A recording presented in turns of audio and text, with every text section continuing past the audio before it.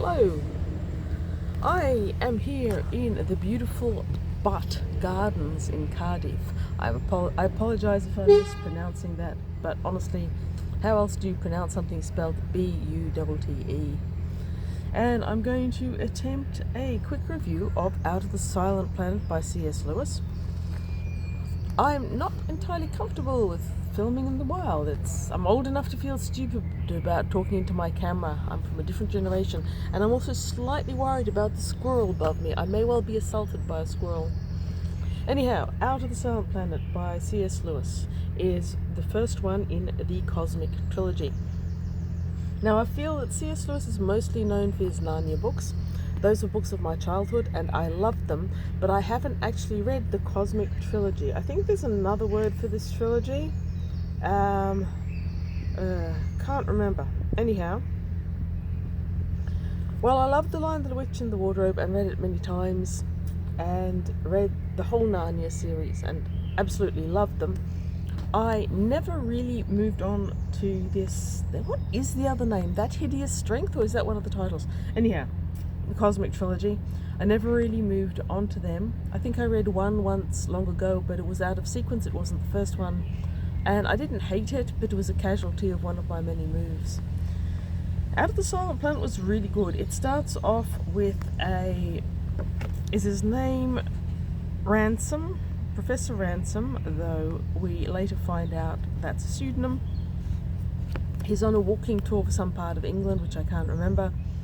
And as night falls, he finds himself at a house where two men are doing something dire. One of these men is someone he knew from school, though he disliked him then. Divine, his name is. And he's there on behalf of an old woman in a cottage further down who's begging him to look for her Harry, who's working at this house, and they should have let him go home ages ago, but they haven't. So Ransom goes to the house and finds Harry being physically forced by two people, Divine and Wallace, into this room, and they feed him a story that is obviously unlikely before taking him into the house. Now, Ransom doesn't have anywhere to sleep and has been hoping to be offered sanctuary at this house. So when he's offered a whiskey and soda and a night's lodging, he takes the whiskey and soda from the hands of his old school buddy and wakes up sometime later having been drugged. Now, we, the sophisticated readers, know that he is on a spaceship on the way to another planet, and there's a rendition of the spaceship. It looks rather like a football, and that is actually kind of how it's described. Now, the reason I'm reading this now is this is my throwaway copy. I've got a much nicer, older version at home, and this one's going to stay in the United Kingdom. Once they get to this other planet, Random escapes from Wallace and Divine, who've taken him captive. That's because he hears stories about how he's going to be handed over to these terrifying Sorns, who are going to engage in they're going to sacrifice him to some god or something, and he doesn't want that to happen, so he runs away on this alien planet.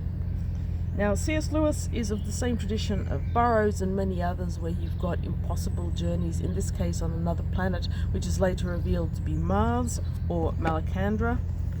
Malacandra, am I pronouncing that right? Yep, Malacandra. Malacandra in C.S. Lewis's series is a not entirely fertile place, but there is life on it. There are 3 intelligent species, there are many different types of animals, and there's some quite wild and beautiful scenery, sapphire blue lakes, low gravity, strange tree-like things. And it's a very fun adventure story. Our protagonist, Ransom, travels around a fair bit. He meets a seal-like creature. I think of them as seal-like, though he describes them more like a tulip with a black head. And they are oceanic type creatures, and he later meets the Sorns that he was so scared of, and he later meets the ruler of this planet, and a whole heap of other things happen to him. Ooh, squirrel danger, squirrel, no, okay, squirrel is scared away. So with all of that happening, it's actually a really good adventure story. It isn't quite as mature or interesting as a couple of ones that I've read recently.